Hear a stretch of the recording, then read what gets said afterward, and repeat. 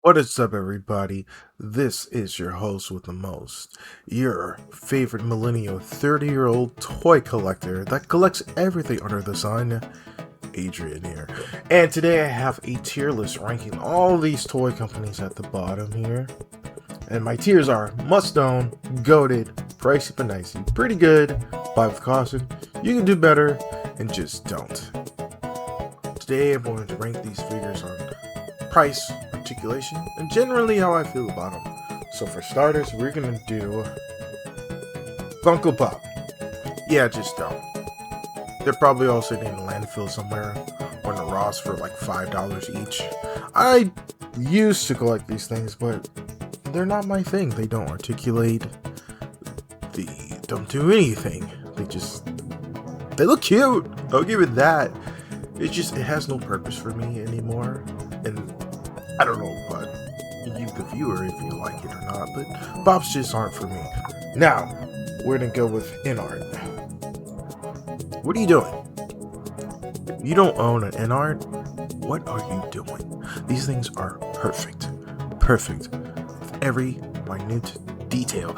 You cannot go wrong with these guys, whether it's 1/6 scale, 1/12 scale. Hell, they made a 1/18 scale. It'll probably be the best 1/18 scale you'll ever see. Their figures are highly articulated, highly detailed, and they're cheap. The Dark Knight Batman, the Christian Bale Batman, was under $90? You can't expect that from Mezco. Trust me, they're coming up. But yeah, InArt, can't go wrong with them.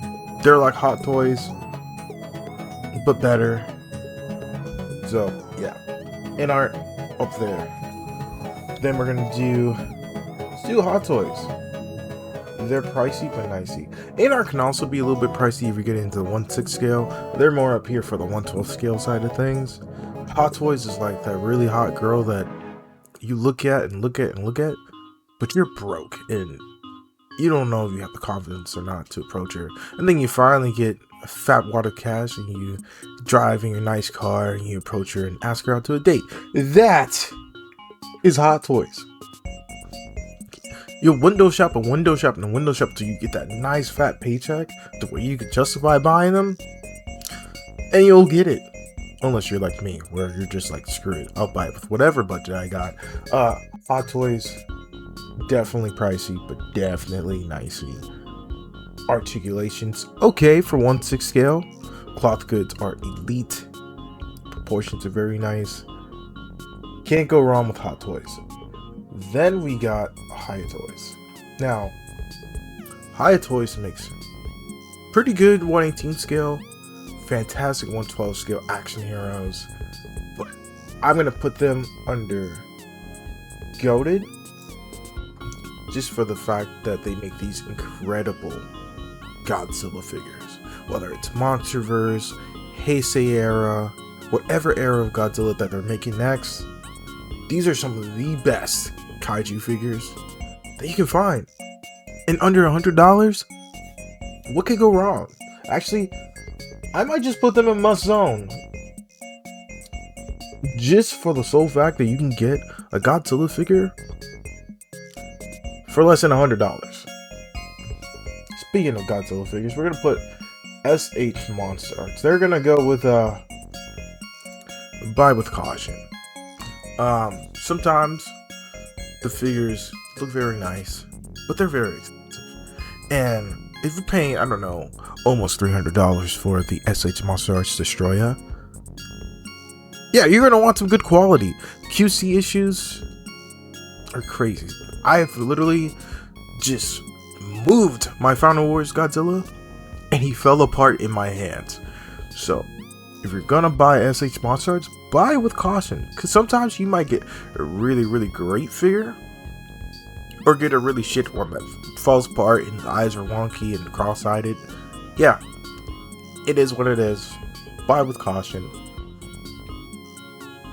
Then we have Super 7. You could do better. You could definitely do better. I mean, they could go under the just don't category, but they're trying.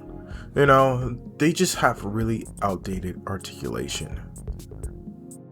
Have you seen their Ninja Turtles? Holy shit, they need to update that articulation. Even their newer ones still have outdated articulation, and that's what they updated. I'll say this. The price is a little high for what they have to offer. The paint is not really there. It's just, you know, colored plastic with details put on top of it. Articulation is whatever. But you always see them in clearance and Ross. So I'd say Super 7, if they make better articulated figures, updated their schemes, their silhouettes look very nice on their figures. Like, the proportions look nice, sculpt looks nice. They just need to update some things. So they're gonna be under the you can do better. Then we have NECA. NECA is also going to go under buy with caution. Now, I have a problem. I buy every NECA horror figure under the sun. They make incredible looking Terminators, Alien, Predator, the works. If you're looking for Conjuring figures, NECA has it, because I don't think anybody else is making a Conjuring action figure. But the thing is, NECA has really bad QC issues. Like, really bad. And getting a replacement or something from them is like pulling teeth. You're gonna be waiting for a while. And their pricing is not too expensive, but if I'm gonna pay $32 for a figure, I would at least want it to not fall apart the moment I take it out of the box. But if you're an inbox collector, hey, you don't have to take it out, so you'll probably be fine. But I'm gonna say buy with caution. We have Figma. I'm gonna put Figma in a pretty good category. Figma, they look really good. They're a little underscaled. Like, they say 1/12 scale, but they're tiny. They look like little runts compared to Marvel Legends. Figma makes pretty great anime figures until S.H. Figuarts makes a better looking one. Figma will make all of these amazing looking video game characters that no one else would make. Like, if you're looking for a Super Smash Brothers collection, that's where you'll go, Figma. It's just their prices are really high and their scale is really off.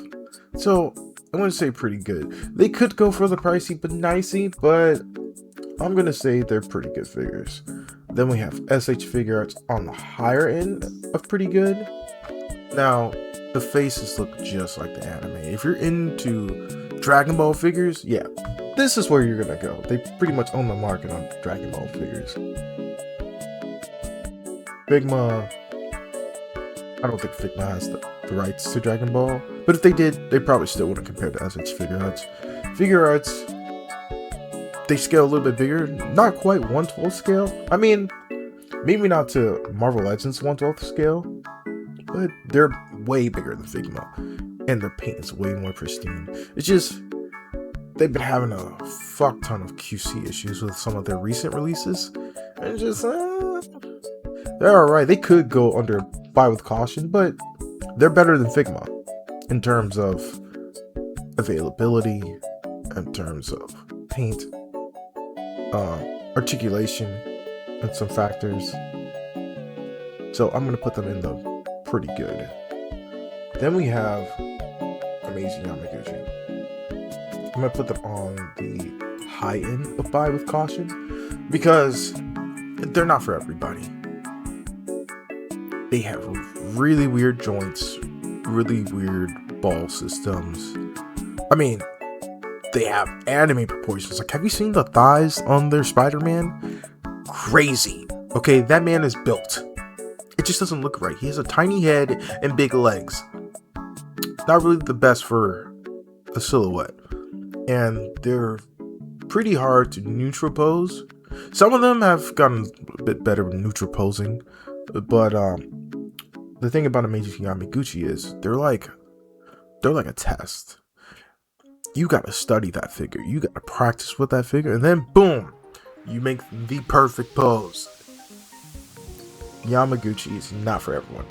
I remember when I bought my first Yamaguchi, it was the armored Spider-Man. I hated that figure.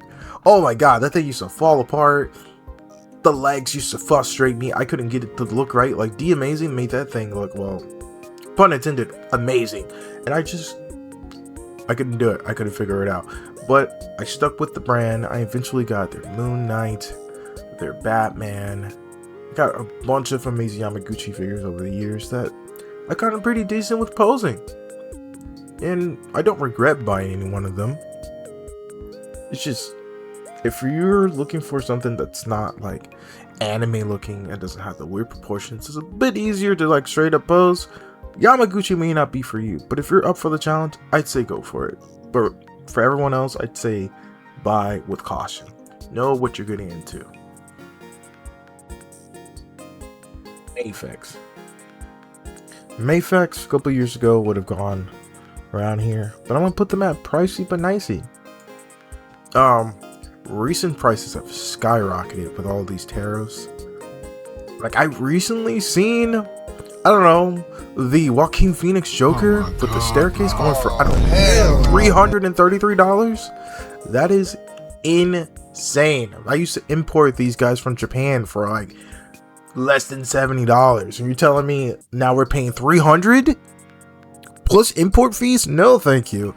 That's the kind of pricing that would price me out of collecting MAFEX personally.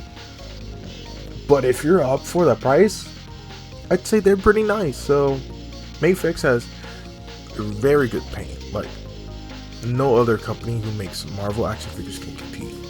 Like, they're goated for their comic book Marvel and DC figures. You're not gonna compete with them. They have great soft goods when they include them. Really elite articulation.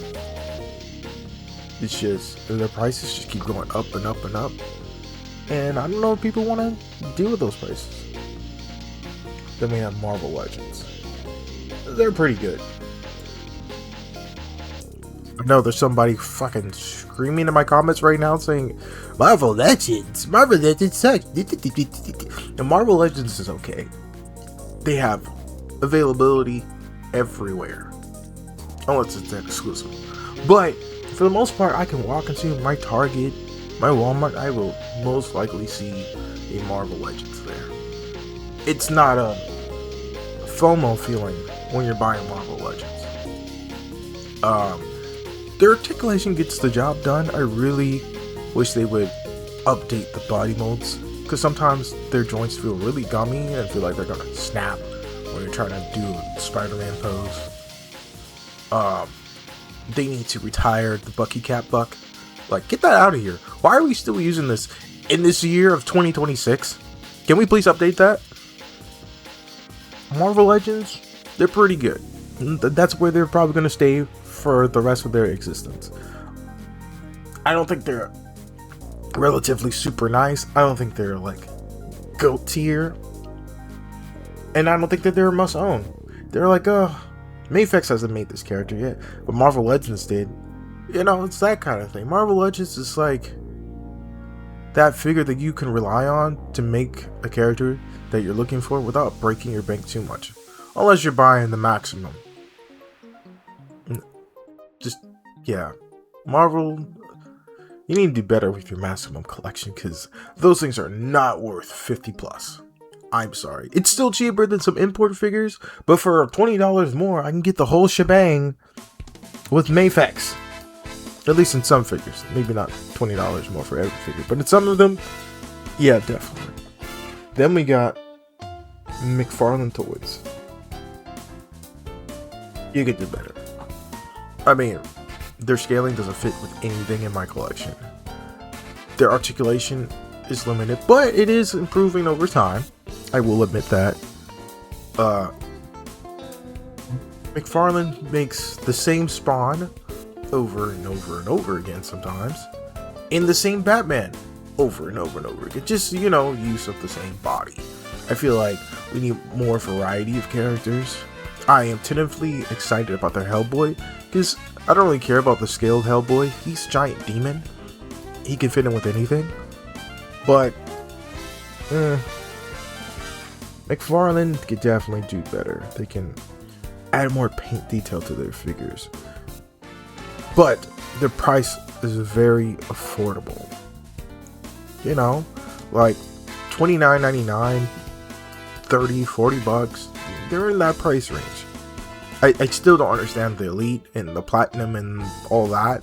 That is confusing for a consumer, because you're just like, okay, I have this one character that's the regular one, but then there's an elite version, but they look the same, just one has slightly better paint. Why is that one $50 or sometimes $60? I get that they're trying to compete with Marvel and their maximum, but they're not there yet. They got to do a lot of work before they get here. So McFarlane, you could do better. Update your articulation, update your bucks, and you get a nice bump on the tier list. Then we're gonna go with Diamond Select. Just don't. Their paint, fantastic, but they don't exist anymore, unfortunately. And you can buy what you can on Big Bad Toy Store, but if you try to go on the secondhand market, the prices are going up. For me, I don't really collect them anymore because of the limited articulations, but their Hulks back in the day, like their big body characters, goated. I can't even complain about that. But if you're looking for Spider-Man or something like that, I wouldn't go with Diamond Select. Diamond Select is like the last of my choices for a Marvel character, unless no one else made the character. ReZero. They're goated. They're goated. 3-0 makes fantastic 1/12 scale figures, 1/6 scale figures. Even though they're 1/12 scale, isn't really 1/12 scale. They're more like 1/10 scale. They're kind of huge. They're Iron Mans with the LEDs. They're deluxe scale Transformers. Like that Optimus Prime is peak cinema. I don't have anything else in my collection that even rivals that. That's probably the best looking figure of my entire collection. I don't think anybody else can make something that can compete with that, at least on the more relatively available side of things. So 3-0, they're goated. Then we have Mezco toys. I can go with any of these three, but I'm gonna say they're on the high part. They're pretty good. So what you get is incredible soft good, nice paint, lots of accessories, and their scaling is one of my favorite scalings of all action figure companies. They're my personal favorite company, but I know that they come with issues. Like if a figure is made out of pleather completely, it's not gonna last long. I've had figures just fall apart over time. You know, I live in Florida, so heat is a thing, and I've tried everything I could to protect certain figures, and they've just cracked and fallen apart. And that's the thing with Mezcos. You buy them, but you have to be sure to protect them as much as you can to make them last. And Mezco, they don't really last most of the time, you know, especially if it's a whole suit. I'm kind of scared of this Mezco Godzilla that's coming in soon. I'm praying that it doesn't fall apart the moment I take it out of the box, like I've seen others. So I'm going to say that they're pretty good. If you like nice, detailed, accurate characters, like what they look like in the comic books and what they're going to look like on Mezco toys, maybe tweaked a little bit. You know, they like the Mezco-fi things, but Mezco, they're pretty good. I mean, the prices are high, but you get a lot for the price. It's just sometimes their articulation is not there, and the soft goods are a bit of a letdown. Then we have Hono Studios. They're goated. I know what people are probably thinking. Why did you put Hono Studios over Hot Toys? Because they're like half the price. I know they come with half of the accessories and everything, but they're half the price, and it's like getting a Hot Toy but cheaper. The Hono Studios Wolverine is one of my favorite 1/6 scale figures in my entire collection. I think he looks fantastic. Poses great. He looks like he was ripped out of the Jim Lee comics. And I have no complaints. So I'm super excited to dive more into this brand. I'd go ahead and say that they're goated. They are fantastic. If the pricing stays what it is, I have no complaints. I would continue collecting them.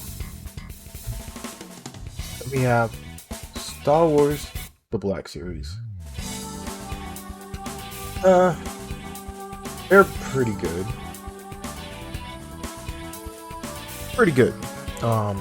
They're much better than Marvel Legends, in my opinion, with what you get for some of these figures, like especially their Mandalorian figures. I would also include Vince's collection into this, even though that's kind of cheating because that's a separate brand in its own in a way. But their paint detail is pretty good. I mean, it's not the best, and they have kind of like this shiny, like it looks like they have baby oil on their faces. I know that sounds ridiculous, but if you ever bought a Black Series figure that has a realistic face, they sometimes look weird. But Black Series, for what you get and for the price that you pay, it's pretty good, you know? Just like the thing says, pretty good. I have no complaints with Black Series, and admittedly, I get most of mine from Ross because they almost always go on clearance. So yeah, Star Wars Black Series, pretty good. Then we have Hammond Collection. Hammond Collection, if you're in dinosaurs like me, they're pretty good.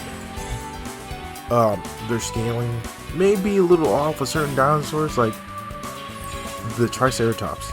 It's huge. It's freaking huge, but their theropods, their sauropods are fantastic. I want to buy more of these guys. I want to have a whole collection of these guys. But with Nanmu coming up, it's getting a little dicey there for Hammond Collection.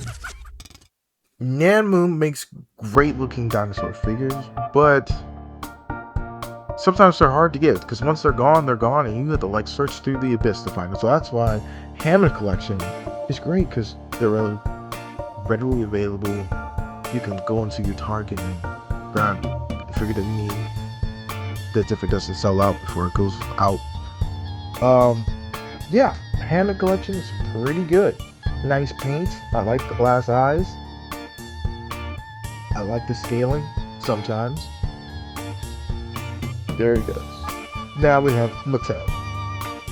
Like Mattel in general, like for the wrestling figures, their DC figures, like their DC figures from back in the day were trash. But I'll give them a chance for their new ones, because their new ones look okay, but I just need to see more. I need to see what the articulation is going to look like. I need to see what accessories they're going to come with. But for right now, Mattel for their like wrestling figures and things like that, they're pretty good. Mattel is pretty good. Jazzwares is pretty good. And they're a little bit over Mattel. Just a little bit over Mattel. Maybe not for their wrestling figures, like the Jazzwares AEW figures. Okay. You will literally find them for $2.99 at Ross everywhere. I swear I own like the whole roster at this point. I bought so many of them. Jazzwares makes fantastic 1/18 scale Halo figures. I don't see them as much in stores anymore. I mostly see them at Ross's and DD's discounts. But when I do find them, I am very excited. They make warthogs, make drop pods. They make the whole shebang. I wish more of these companies did Halo figures. You know, I did forget to put 1,000 toys on this list, but they were probably going under the price of the nicey. But Jazzwares is like a great alternative to 1,000 toys. Because, let's be real, I'm not paying $200 for Noble 6. You're out of your goddamn mind. That is an asinine price. No thank you. I can find them for $5.99 at a Ross, made by Jazzwares, that has pretty good articulation. And it'll get me through what kind of poses I want to get in my photos. Yeah, Jazzwares takes the cake. Then, last but not least, is Storm Collectibles. They're goated. In fact, they're on the top of goated. I'll say that. They're regular Storm collectibles. They're not really 1/12 scale. They're more 1/10 scale. But they're Storm Arena. They're true 1/12 scale figures. Oh my god! I bought the Storm Arena Ryu. Peak. Okay, absolute peak. There's nothing on the market that matches them. Not even Jada Toys. But I would put Jada Toys also in go because they're not slouchy.